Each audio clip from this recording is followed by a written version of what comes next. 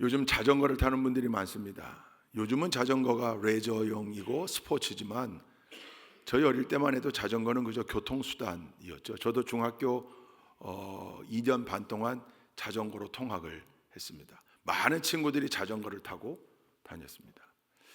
집에 자전거가 한 대죠. 그러니까 아버지도 타고 나도 타고 누이도 타고 다 타는 거죠. 그러니까 어릴 때는 한 대인 자전거에 안장해서 발이 안 닿으니까, 여러분 기억나시죠? 그 사이로 다리를 끼워가지고, 예, 지금 생각하면 서커스 아닙니까 그거? 예, 그 균형 잡아가지고 자전거를 반대로 밀면서 내 몸은 자전거의 왼편에 있고, 그러면 자전거 오른편에 힘을 맞추기 위해서 자전거를 팔로 밀면서 양 페달을, 지금 이해 못하시는 분들은 아마 못 보셨을 거예요, 그죠? 사진을 좀 찾아볼래도 안 나와 있더라고요, 그 사진이. 지금 생각하면 그게 서커스. 요즘은 그렇게 타는 사람이 단 한 사람도 없죠. 왜? 아이들 키에 맞는 자전거를 다 사주고 안장도 높이가 조정이 되고 하니까. 우리 때는 안장 조정이 어디 있습니까? 짐바리 자전거 기억하시죠? 뒤에 쌀자루 싣고 다니던, 예, 짐바리. 그런 것도 다 하여튼 중심 잡고 바퀴가 한 두 바퀴만 굴러가면 그때부터는 가는 거죠. 예. 여러분, 저 독일의 북부에 있는 도시인데 민스터라고 자전거의 도시라는 별칭이 있습니다. 벌써 10년 전 통계이긴 한데 인구가 28만 명인데 자전거는 등록된 자전거만 50만 대 이상이에요. 그 도시 안에서는 자동차가 전역에서 예외 없이 속도 제한이 스피드 리밋이 30km입니다. 그러니까 요즘 우리가 어린이 보호구역 지날 때 답답하게 지나는 30km가 그 민스터라고 하는 시 전체가요. 그러니까 자동차 타지 말라는 거죠. 뭐 타라는 거예요? 자전거 타고 다니라는 거예요. 자동차가 가고 있는 자전거의 1m 내로 접근하면 무조건 과태료랍니다. 그러니까 자동차는 늘 자전거를 경각심을 가지고 바라봐야 하고, 자전거가 지나가면 멀어지기 위해 노력하고 쓰거나 그래야 되는 거죠. 자동차가 아마 제일 불편한 교통수단일 거예요. 제 기억에 2009년도인데 신문에서 놀라운 기사를 봤습니다. 우리 정부가 발표한 건데 한국교통연구원이 연구해서 발표한 아이디어였고 정부가 하겠다고 했어요. 뭐냐면 그 대도시에, 서울 같으면 강남 테헤란로, 그런 큰 대로 가운데 그 중앙분리대가 녹지로 돼 있잖아요. 이렇게 나무들이 심겨져 있거나 그런 그 위에 4m 높이로 자동차 전용 도로, 고가 도로를 만들겠다. 근데 특이하게 원통으로 만들겠다. 원통, 투명한 원통으로, 쌍방향으로 두 개를 만드는 거예요. 원통을 위에 태양광 패널을 붙여서 여름에는 난방, 아니죠, 큰일 나죠. 여름에는 냉방이 되게 하고 겨울에는 난방이 되게 하고 조명도 들어오게 하고, 무엇보다도 매력적인 건 뒷바람을 불게 하겠다. 뒷바람. 자전거 타보신 분들은 알아요. 뒷바람이 얼마나 고마운지. 그리고 진행하는 방향으로 약 3도 정도 기울기를 낮추겠다. 그러면 그냥 흔히 하는 말로 껌이죠. 예. 시원하겠다, 따뜻하겠다, 크게 땀 흘리지 않고 페달링만 몇 번 하면 쫙, 여러분 3도 기울기면요, 자전거 얼마나 편해요. 그러니까 어디서든 중간에 합류해도 진행 방향으로는, 왜냐하면 쌍방향이 아니고 일방향이고 이 원통형을 두 개 만드는 거니까. 그래서 곳곳에 자전거로 갈 수 있도록 하겠다. 야, 그때 그 기사를 보고요, 엄청 좋아했어요. 아직 소식이 없어요. 어떻게 되고 있는 거지? 기발한 아이디어라고 생각했는데, 여러분 이 자전거를 누가 최초로 만들었는지 아십니까? 독일의 귀족이 만들었는데요, 18세기, 19세기 초에 1817년으로 기억이 되는데, 카를 폰 드라이스라고 산림청 책임자였대요. 독일 산림청 책임자. 그러니까 곳곳을 다녀야 되는, 왜냐하면 시찰해야 되니까. 근데 말만 타고 다니기에는 좀 제한이 있어서, 그래서 고안해낸 게 최초의 두발 자전거. 그 이름이 드라이지네입니다. 드라이지네. 지금과 같은 최초의 두발 자전거인데 형태는 좀 달라요. 페달이 없어요. 바퀴는 두 개인데 지금과 같은 형태인데, 어떤 식으로 전진하냐면 의자에 안장에 앉아서 양발로 땅을 미는 거예요. 양발로 땅을 지치는 형태의 그 드라이진의 자전거입니다. 그러니까 우리 생각하면 다리 긴 어른이 안장 낮은 아이들 자전거 탔을 때 페달 안 하고 발로 가는 것 같은 비슷한 모습인 거죠. 그때 이 드라이즈네를 만든 이 칼 폰 드라이스가 이 귀족 사회에서 엄청난 비난을 받았답니다. 이게 뭐 하는 짓이냐? 사람을 말처럼 생각하느냐? 동물이, 짐승이 해야 될 일을 왜 존귀한 사람이 해야 되느냐? 말이 끌어야지, 소가 끌어야지, 당나귀가 끌면 되지. 사람을 동물 수준으로 격하시킨 아주 못된 일이다. 그러니까 혹평 정도가 아니라 엄청난 비난을 받았다는 거예요. 200년이 지난 지금은요, 물론 그 드라이즈네가 계속 업데이트가 돼서 지금의 자전거가 됐고 올림픽 정식 종목이 됐고 전 세계 주요 도시들이 자전거를 이용하는 라이더들의 편의를 계속 확대해 가고 있고, 탄소를 배출하는 내연기관의 차량보다 자전거를 타고 다니는 게 훨씬 더 좋은 일이요, 건강에도 좋은 일로. 요즘 누가 자전거 타는 사람 보고 저 말이나 해야 될 짓을 하냐고 비난하는 사람 없죠. 여러분, 오늘 말씀의 제목이 뭐냐면 비전이 이깁니다 인데, 비전이 이깁니다. 여러분, 정답은 있습니다. 정답으로 향해 가는 과정이 좀 힘들 뿐이지. 더군다나 이 비전이 교회 바깥에서 말하는 그 비전과 구별된 하나님이 우리에게 보여주시고 허락하신 비전, 이 비전은 사명이라는 글씨로 바꿔도 됩니다. 사명이라는 단어로. 그 길에는 이미 승리가 예약되어 있습니다. 힘들고 어려워도 결국은 비전이 이기게 되어 있습니다. 그 과정이 좀 험난하다 할지라도, 비난이 있고 방해가 있다 할지라도 결국에는 하나님이 써가는 그 드라마에 비전이 승리하게 되어 있습니다. 오늘 우리가 읽은 느헤미야서 4장의 앞부분만 읽었는데요, 느헤미야가 그런 인물입니다.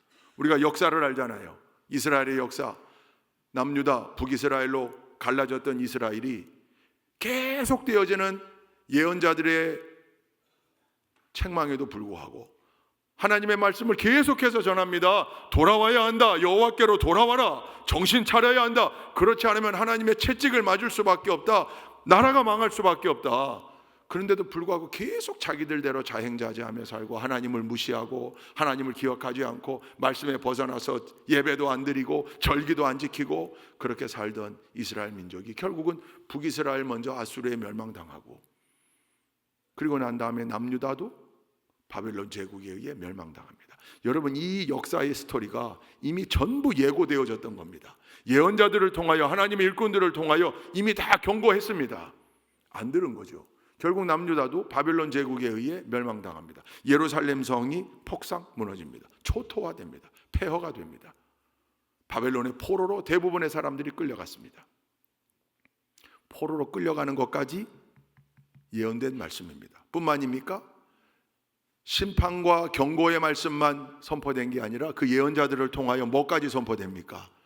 회복될 거다. 근데 70년이 지나면 다시 회복될 거다. 그러니 하나님이 우리 민족을 버렸다고 절망하지 마라.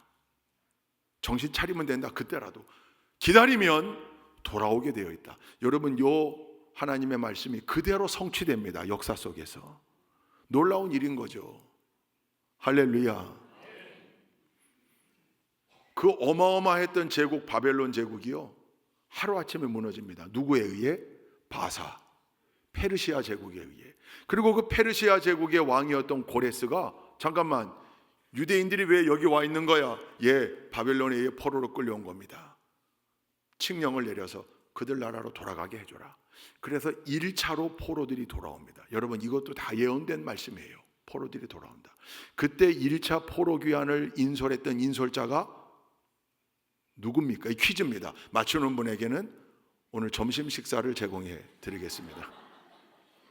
누굽니까? 1차 성전을 지었던 스룹바벨이죠. 스룹바벨. 이 정도는 여러분 기억하고 계셔야 됩니다. 알면서도 지금 말씀 안 하신 거죠? 네. 추가 반찬을 상품으로 걸었어야 말씀하셨을래나? 스룹바벨이 1차로 돌아오는 유대인들을 데리고 돌아와서 한 일이 뭡니까? 성전을 재건한 거잖아요. 솔로몬 성전처럼 화려하게 짓지 못했습니다. 솔로몬 성전은 아버지 다윗이 철저하게 준비해 놓고 아들 솔로몬이 짓기만 했잖아요. 그런데 폐허가 된 예루살렘에 뭐 지을 게 있어야죠. 그러나 하나님이 학개, 스가랴 선지자들을 통해 독려했습니다. 걱정하지 마라. 누가 레바논에 백향목으로 지으라고 했냐? 가지고 있는 것으로 최선 다해 지으면 된다. 하나님의 집을 먼저 지어라. 그래서 지은 2차 성전이 스룹바벨 성전인 이유가 스룹바벨이 중심이 되어 지었기 때문에 그래요. 2차로 포로를 데리고 온 사람이 누굽니까? 인솔자? 에스라입니다. 학사 에스라가 데리고 와서 그때의 중점 사업은 영적 재건, 영적 부흥이었습니다. 우리 조상들이 하나님을 멀리 떠나 말씀 무시하고 살다가 이 아픔의 역사를 겪었는데 이제는 우리가 하나님을 떠나면 안 된다. 말씀으로 돌아와 신앙 부흥 운동을 에스라를 통해 합니다. 그리고 마지막 3차로 귀환한 그 3차 귀환한 사람들을 인솔했던 자가 느헤미야입니다. 느헤미야가 뭐 하던 사람인데요? 페르시아 제국의 권력 서열 2위 3위입니다. 아닥사스다 왕의 술 맡은 관원장. 사촌 하나니로부터 계속되어지는 예루살렘 동포들의 고통을 듣고, 왜냐하면 성벽은 무너진 채로 있다 보니 그 안에 살던 거민들이, 돌아온 자들이 계속 고통을 당하는 거죠. 성벽을 재건해야만 예루살렘 성의 재건이 완성되어지는 건데 이게 안 되고 있는 겁니다.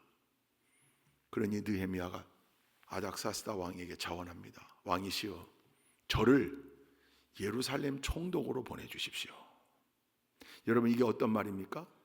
엄청난 강대국의 국무총리가 저 작은 나라의 한 도시의 시장으로 가겠다고 자원한 겁니다. 본인의 부귀 영화, 안락한 삶을 다 포기한 결단입니다.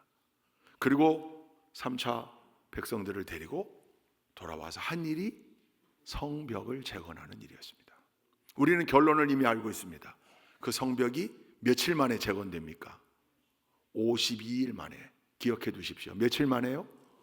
52일 만에 예루살렘 성벽이 재건되어집니다. 놀라운 일이죠. 지금도 어려운 일일 거예요. 그런데 그 느헤미야와 함께하는 이 유다의 백성들이 똘똘 뭉쳐서 성벽을 재건해냅니다. 그래서 해피엔딩이에요. 그런데 이 해피엔딩의 스토리 결말만 알아서는 안 됩니다. 그 과정이 어떠했는가? 여러분, 지난 주일 말씀을 기억하십니까? 아니, 예수님과 한 배 타고 가는 동안에 풍랑을 만났다니까요. 그것도 죽을 풍랑을. 오늘도 똑같아요.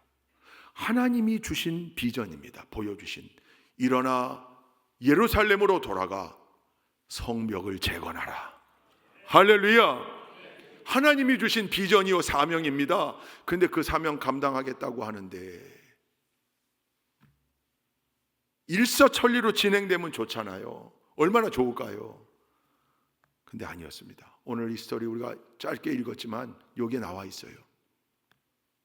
느헤미야와 유다의 백성들을 한없이 회방 놓는 사람들이 있었습니다. 여러분, 1절 말씀을 한번 읽어보십시다. 1절 말씀 함께 읽습니다. 시작. 우리가 성벽을 다시 쌓아 올리고 있다는 소식을 들은 산발랏은 몹시 분개하며 화를 내었다. 그는 유다 사람을 비웃으며. 여러분, 여기 산발랏이 나오는데 이 산발랏은 사마리아의 총독이었습니다. 이제 이걸 좀 이해하셔야 되는데, 남왕국 유다와 북왕국 이스라엘로 갈라졌을 때 남유다의 수도는 계속해서 예루살렘이었고 북쪽의 10개 지파는 왕국을 새로 만들었기 때문에 수도를 세워야 되잖아요. 세겜이었다가 디르사였다가 마지막으로 수도로 썼던 곳이 사마리아입니다. 이 얘기를 여러분 몇 번 들으셨을 겁니다. 그 사마리아가 아수르에 의해서 멸망당할 때 아수르에서 펼쳤던 정책이 혼혈 정책이었습니다. 왜냐하면 이스라엘 민족이 가지고 있는 그 엄청난 선민의식, 하나님이 우리 민족만을 택하셨다라고 하는 선민의식을 흐트러 놓기 위해서 혼혈 정책을 쓴 겁니다. 사마리아에 있던 여인들과 아수르의 남자들을 강제로 국제 결혼시켰습니다. 지금이야 다문화 가정 혼혈 뭐 전혀 문제될 거 없지만 사실 우리 어릴 때만 해도 사실 참 그 인권 감수성이 너무 취약했었죠. 그죠? 근데 그거보다 곱하기 100이 사마리아 혼혈인들을 향한 유다 사람들의 멸시와 조롱이었을 겁니다. 왜 그러냐면 하나님이 주신 혈통을 더럽혔다 그 얘기거든요. 산발랏은 보니까 그 사마리아 출신이고 혼혈입니다. 유다인들이 굉장히 괴리감을 느끼는, 근데 거기 총독이에요. 그러면서 사마리아의 총독이 남쪽 이 예루살렘까지 관할하게 되어 있었습니다. 그런데 성으로 존재하지 않으니까 그냥 방치해뒀던 그곳인데 성벽을 쌓는다고 하니 경계할 수밖에 없죠. 민족적 이해관계로도 충돌할 수밖에 없고, 내가 관할하는 지역인데 성벽을 재건하면 어려워질 수밖에 없고, 개인적 이익을 계산기 두드려 볼 때에도 예루살렘은 지금처럼 있는 게 자기에게 좋은 거예요. 유대 역사가 요세푸스의 기록에 보면 이 산발랏이 사마리아와 예루살렘을 제대로 자기 관할하에 두고 통치하기 위해서 그리심산에다 산당을 지어놓고 자기 사위를 대제사장으로 세워서 엉뚱하게 제사하는, 지금으로 말하면 이단이겠죠. 그랬던 산발랏이라고 기록되어 있으니 그 산발랏이 예루살렘 성이 재건되는 게 좋을 리가 있겠습니까? 그러니 1절 말씀이 당연한 거죠. 근데 그리고 난 다음에 그가 분개하여 뭐라고 하느냐? 거기 2절과 3절, 2절을 함께 읽어보겠습니다. 시작. 자기 동료들과 사마리아 군인들이 듣는 데에서 힘도 없는 유다인들이 도대체 무슨 일을 하는 거냐? 이 성벽을 다시 쌓는다고 여기에서 제사를 지내겠다는 거냐? 하루 만에 일을 끝낸다는 거냐?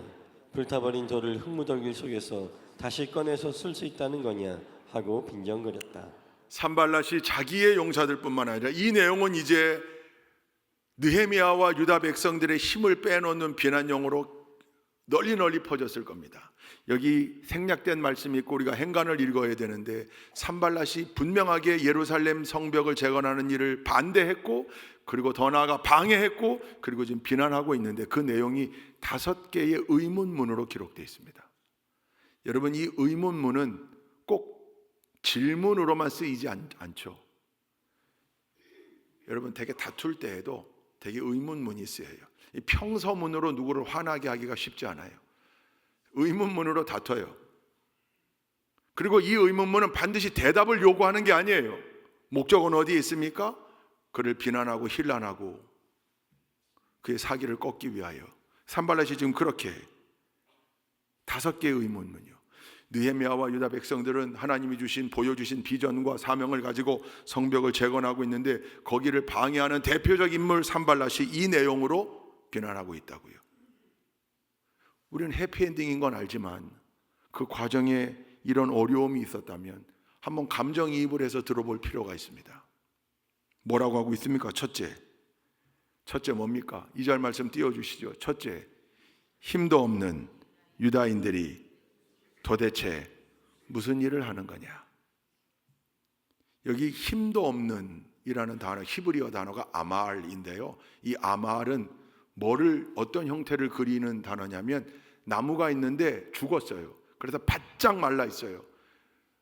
잎을 내거나 열매를 내거나 꽃을 피울 수 없어요. 죽어있는 나무에 바짝 말라 비틀어진 상태를 아말이라고 해요. 이걸 사람에게 쓰면 아주 조롱하는 말이에요. 희망이 없어요. 생명력이 없어요. 할 수 있는 게 없는 거예요.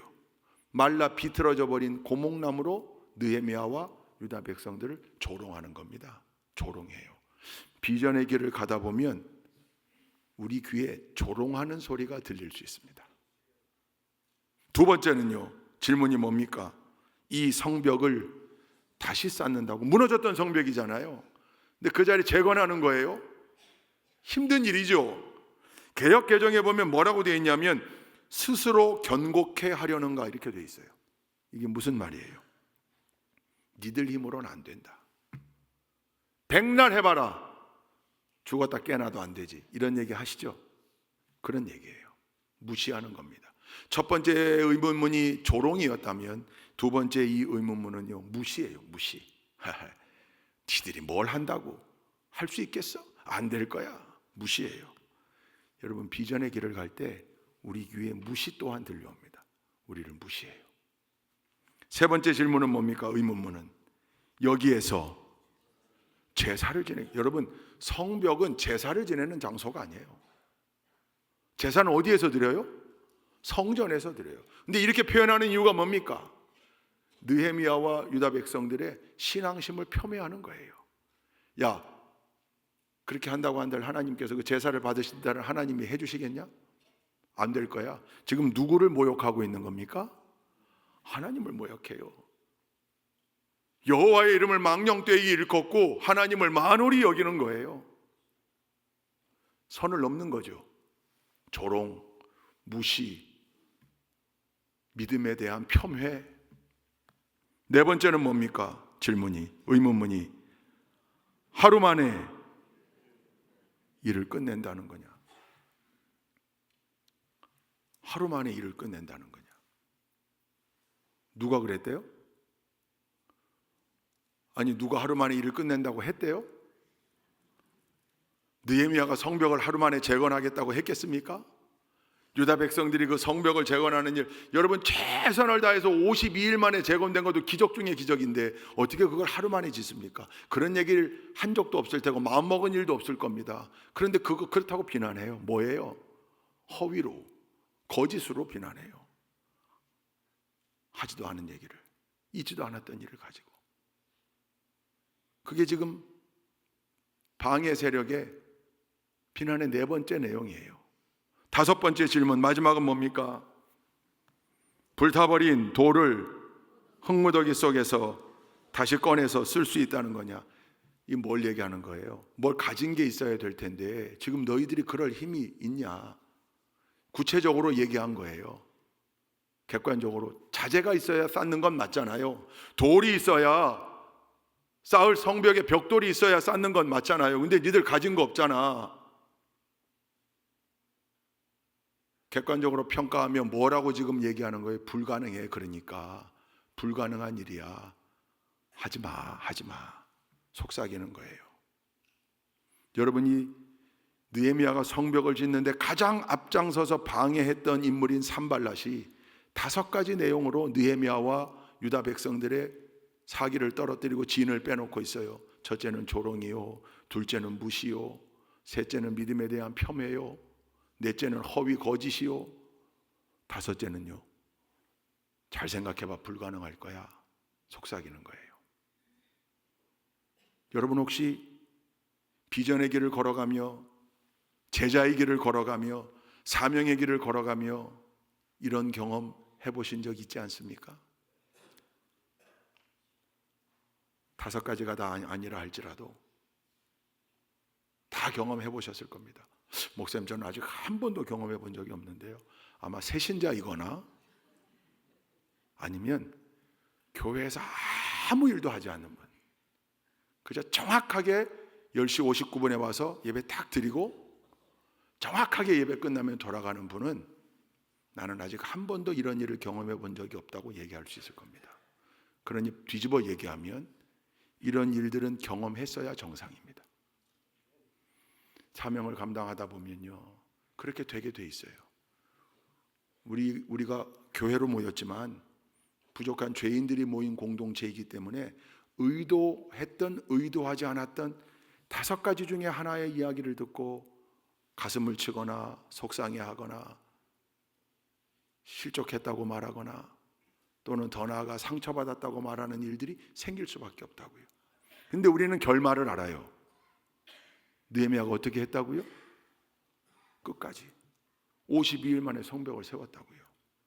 뿐만입니까? 여러분, 산발랏뿐만이 아니었어요. 방해하는 사람, 도비야가 나오네요. 암몬 사람. 그게 3절에 있습니다. 3절 한번 읽어보십시다. 시작. 그의 곁에 서 있는 암몬 사람 도비야도 한마디 거들었다. 다시 쌓으면 뭐합니까?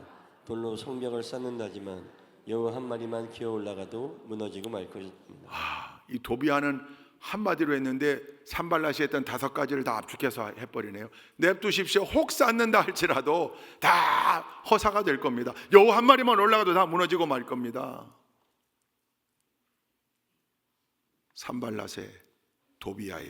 오늘 우리가 6절까지만 읽었는데 7절도 한번 읽어볼까요? 7절 함께 함께 읽겠습니다. 시작.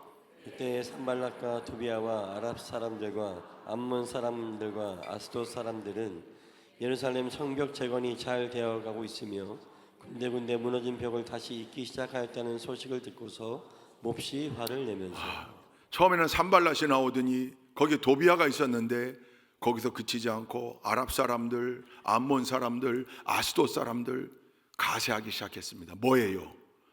예루살렘 성벽을 재건하는 일을 방해하는 일에, 비난하는 일에, 조롱하는 일에 가세하기 시작했습니다.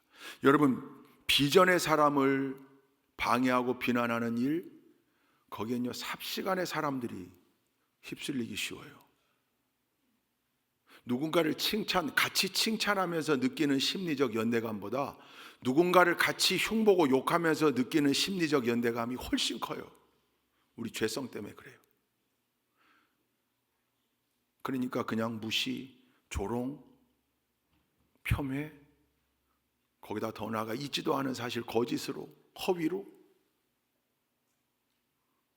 그리고 객관적으로 볼 때 불가능하다. 참 똑똑한 것 같이 얘기하지만 넌 늘 객관적으로 생각해라.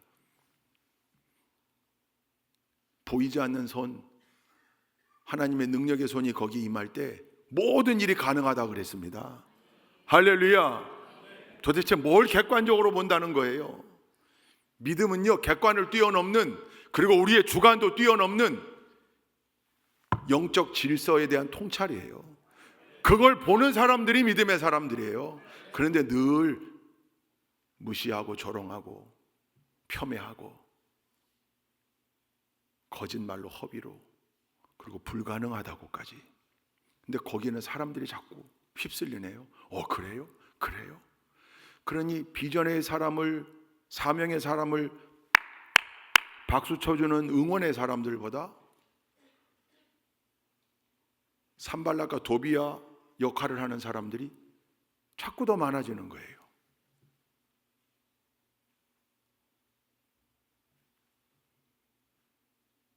여러분, 교회가 건강한 공동체가 되려면 느헤미야가 많아야 되겠습니까? 산발락, 도비아가 많아야 되겠습니까? 우리가 다 느헤미야여야죠. 또 느헤미야의 동역자들이어야죠. 할렐루야. 그런데 오늘 말씀을 보니 그렇게 자기 거 다 내던지고 하나님 주신 비전, 사명 성취하고 감당하겠노라고 험한 길 달려온 느헤미야의 사명 앞에 방해 세력들이 나타나고 비난하고 조롱하고 무시했다는 겁니다. 이걸 오늘 기억해야 합니다. 저절로 이루어지지 않습니다. 그냥 이루어지지 않습니다. 느헤미야가 오늘 그것을 우리에게 보여주고 있습니다. 오늘 이 짧은 말씀 속에 결국 우리는 잘 알아요. 느헤미야는 승리했다는 걸. 성벽을 재건해냈습니다. 멋지게 탁월한 지도력으로, 리더십으로 동역자들과 함께 그 일을 해냈습니다. 우리도 그 길 따라가면 되는데 그 비결이 무엇일까? 첫째, 오늘 보니까 하나님께서 주신 비전이어야 한다. 자기의 명예, 자기 권력, 자기 영향력, 자기 성취, 자기 만족을 위한 목표 말고요. 그건 하나님께서 원하시지 않는 일이잖아요. 느헤미야는 그 높던 자리를 내어 던지고 하나님 영광을 위하여 아래로 내려온 거예요. 포기한 거죠. 내려놓은 거예요. 왜? 하나님의 비전이 분명하니까. 일어나서 돌아가 예루살렘 성벽을 재건하라. 그럴 때 느헤미야는 아멘 하고 내려온 겁니다. 그래서 느헤미야에겐 이 비전은 잊을 수 없는 비전이 된 거예요. 그 분명한 비전을 붙잡아야 keep going, 어떤 방해가 있어도 계속 갈 수 있습니다. 근데 그게 비전이 아니라 내 욕심이었다면 가기 어려운 거죠. 여러분, 우리가 가지고 있는 비전, 하나님이 내게 주신 비전이 뭔지 모르겠습니다. 아까도 말했지만 그 비전이라는 단어를 사명이라는 단어로 바꿔보십시오. 얼마나 많은 사명이 우리에게 있습니까? 하나님이 원하시는 길이라는 확신이 우리에게 있다면 그거 붙잡는 거죠. 잊지 않고 그거 붙잡아야 이 어려움들을 극복해낼 수 있는 겁니다. 넘어갈 수 있는 겁니다. 그 사명 비전 다 붙잡으시고 신앙생활을 교양생활로 생각하는 분들은 그게 아니고 지금은 내가 이렇지만 그것을 뛰어넘는 삶의 본질이라는 사실을 머릿속에는 분명하게 담아놓는 여러분들 되시길. 그래서 때가 되면 하나님이 성장시키셔서 그 믿음으로 예전에는 이해할 수 없었던 일들을 넉넉히 감당해내는 성장하는 여러분들 되시기를 주님의 이름으로 축원드립니다. 분명한 비전을 붙잡는 느헤미야 뿐만 아니라 두 번째, 오늘 이 말씀이 우리에게 주는, 여러분 산발랏이 비난했습니다. 조롱했습니다. 무시했습니다. 방해하고 있습니다. 도비아가 방해합니다. 더 나아가 암몬 사람, 아스돗 사람, 아랍 사람들이 합류합니다. 물론 그들로부터 성벽 재건을 지키기 위하여 한 손에 창을 들고 한 손에 벽돌을 들었다 그랬습니다. 그러나 오늘 이 비난의 앞에 느헤미야가 뭐라고 했습니까? 말씀은 느헤미야의 반응을 기록하고 있지 않습니다. 하나만 기록합니다. 뭐만? 3절까지 비난이 있고 4절 5절은 뭡니까? 4절 5절 한번 읽어보겠습니다. 4절 5절 시작. 우리의 하나님 들어주십시오. 우리가 이렇게 업신여김을 받고 있습니다. 제발 우리에게 퍼붓는 그 욕이 그들에게 되돌아가게 하여 주십시오. 그들이 노략을 당하게 하시고 남의 나라로 끌려가게 하여 주십시오. 그들의 죄를 용서하지 마시고 그들의 죄를 못 본 채 하지 마십시오. 그들이야말로 성을 쌓고 있는 우리 앞에서 주님을 모욕한 자들입니다. 여러분 이 4절 5절에 큰 따옴표가 4절 5절 딱 돼 있어요. 지금 느헤미야의 말입니다. 이게 뭡니까? 지금 누구에게? 하나님께. 이게 뭡니까? 하나님께 말하고 있어요. 이게 뭐죠? 이게 기도입니다. 산발랏과 도비아 찾아가서 멱살 잡았다는 얘기 없어요. 산발랏 도비아의 그 5개, 6개, 7개 말도 안 되는 내용들에 일일이 대응하지 않았습니다. 뭡니까 이게? 비전의 길을 걸어가는 사람이 때때로 비난의 어려움을 당하고 회방꾼들을 만날 때, 방해꾼들을 만날 때 일일이 하나하나 대응할 필요 없다. 그들에겐 입을 닫아라. 다만 하나님에게는 입을 열어라. 뭐 해야 되니까요? 기도해야 되니까요. 어느 목사님이 간증하시는데 자기가 교회에서 1년 동안 제일 많이 들은 말이 삼자대면이래요. 삼자대면. 뭘 뻑하면 삼자대면 하자고. 늘 교인들 사이에 있는 갈등, 어려움들, 그 목사님 앞에 목사님들은 재판관 돼달라고요. 또 때로는 목사님도 그 일에 연루가 돼서 삼자대면으로 안 끝나요. 왜? 인정을 안 하니까. 그러니까 사자대면, 이 사람한테 들었다는 사람 또 데리고 와서. 불행이죠, 불행. 그런 목회 어떻게 합니까? 불행이죠. 그런 교회는 절대 하나님의 마음을 시원케 해드리는 사명을 감당하고 비전을 성취해내는 건강한 교회가 될 수 없어요. 성도들 사이에서도 늘 때때로 힘들고 어려운, 특히 앞장서서 일하는 사람들 지금 아마 마음속으로 이 얘기가 내 얘기인데, 이 얘기가 내 얘기인데, 여러분 비전의 길을 걸어가는 사람들의 숙명이에요. 십자가 짊어지고 가는 사람들의 숙명이에요. 그리고 그렇게 산발랏의 역할을 가끔 하는 사람들이 혹 있다 할지라도 무슨 대단한 사명 가지고 역할하는 거 아니에요. 그냥 툭툭 물색 없이 마음 없이 툭툭 내뱉는 말. 여러분 거기 일일이 다 반응하고선 전진해야 되는 에너지가 사라져요. 그러니 그저 물론 때때로 설명해야 될 때는 설명해야 되겠죠. 그러나 그게 아니라면 오늘 느헤미야가 보여준 자세, 성벽 쌓기도 바빠 죽겠는데 지금 방해하는 산발랏 도비아의 그 말에 일일이 대응할 필요 없다. 그저 하나님 아시지요. 다만 이거 하나님 해결해 주셔야 됩니다. 그래야 성벽 재건할 수 있습니다. 할렐루야. 사람에겐 침묵, 하나님께는 입을 열고 털어놓는 거죠. 여러분 그래서 시편 61편, 62편 8절 한번 읽어보실까요? 함께 읽습니다. 시작. 하나님만이 우리의 피난처이시니 백성아 언제든지 그만을 의지하고 그에게 너희의 속마음을 털어놓아라. 그에게 너희의 속마음을 털어놓아라. 누구에게요? 피난처 되시는 하나님에게. 여러분 이게 느헤미야가 보여준 신앙의 자세입니다.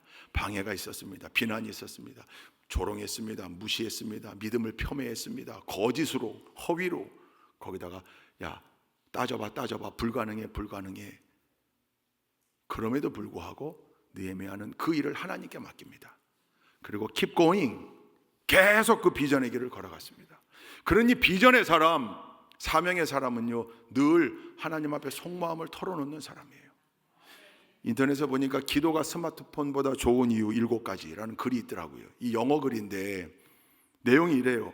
스마트폰은 비싼 요금제를 써야 무료로 통화할 수 있지만 기도는 평생 무료다. 평생 무료. 두 번째, 스마트폰은 환경에 따라 통화가 안 되는 곳, 불통 지역이 있지만 기도는 언제나 어디에서나 통화가 가능하다.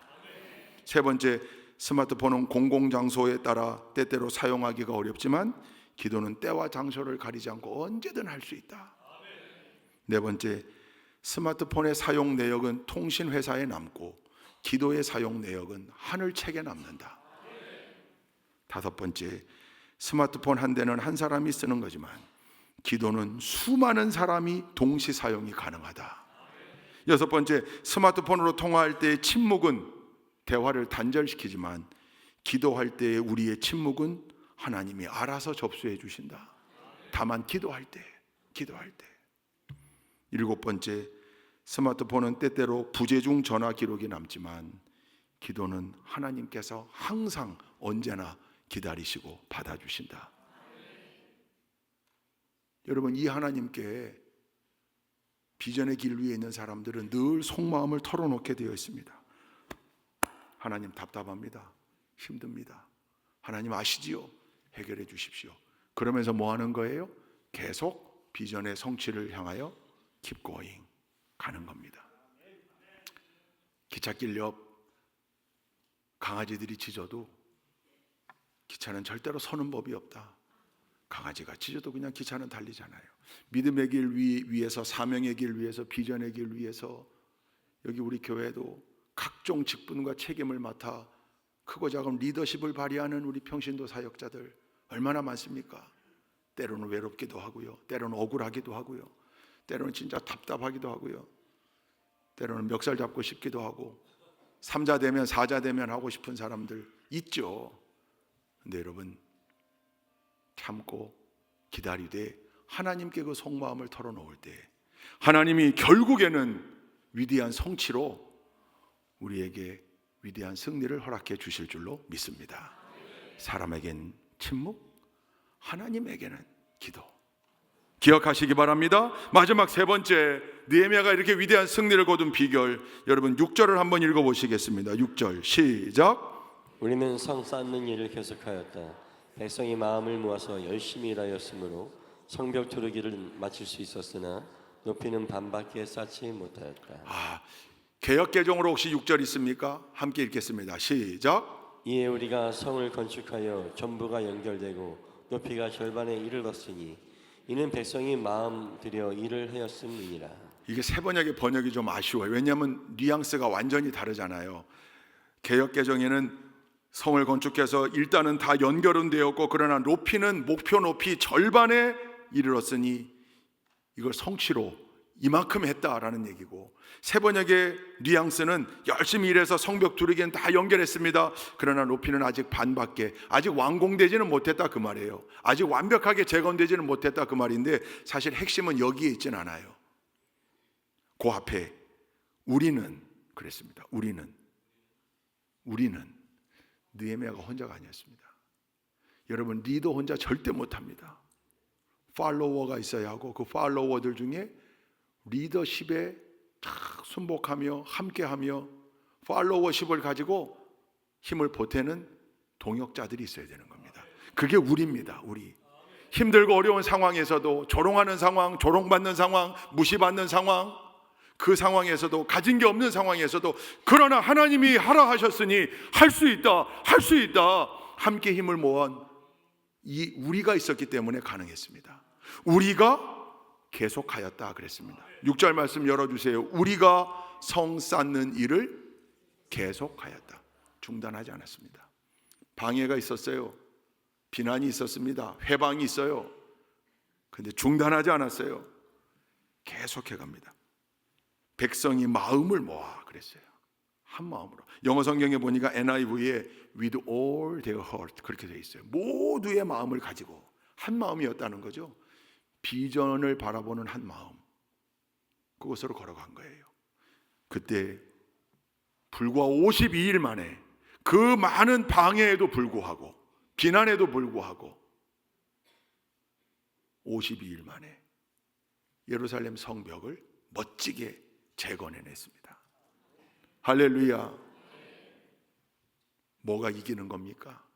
방해가 이기지 않습니다. 하나님의 역사 가운데 방해가 이길 수 없습니다. 하나님의 역사 가운데 비난만 일삼던 사람들이 이길 수 없습니다. 과정일 수는 있습니다. 그들이 이기는 것처럼 보이는 과정은 있을 수 있습니다. 그러나 결국에는 하나님 허락하신 비전이 이깁니다. 사명이 이깁니다. 하나님은 살아계시기 때문입니다. 여러분, 우리에게 주신 갖가지 사명이 있고 비전이 있습니다. 그저 그 길 위에서 늘 좋은 일들만 일사천리로 되면 좋겠지만 때때로는 덜거럭거리기도 하고 어려움을 당하기도 하고 이렇게 옆에서 방해하며 진을 빼놓는 사람들도 있을 수 있습니다. 조롱으로, 무시로, 폄훼로, 거짓으로, 불가능이라고.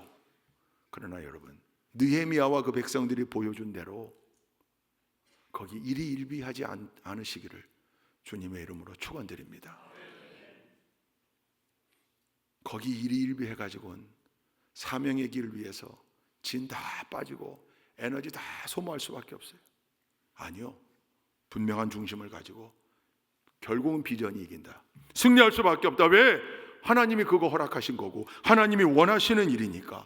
하나님이 그 비전을 허락하셨기에 비전 붙잡고 중심으로 나아가는 나를 책임져 주실 것이기에, 그래서 내가 이긴다. 내가 할 일은 마음을 모아 동역자들과 함께 최선을 다하는 일, 거기에 하나님이 역사해 주실 거다.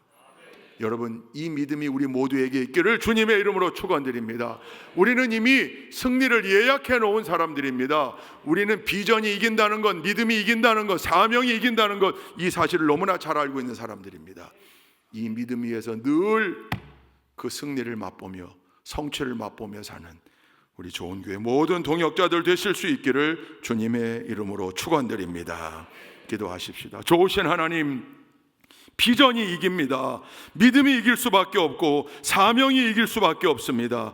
이 사실을 우리 모두가 신비에 새기고 마음에 새기고 잊지 않도록, 그리하여 우리 좋은 교회 모든 동역자들이 다 그 승리의 주역들이 될 수 있도록 인도하여 주옵소서. 예수 그리스도의 이름으로 기도 올리옵나이다. 아멘.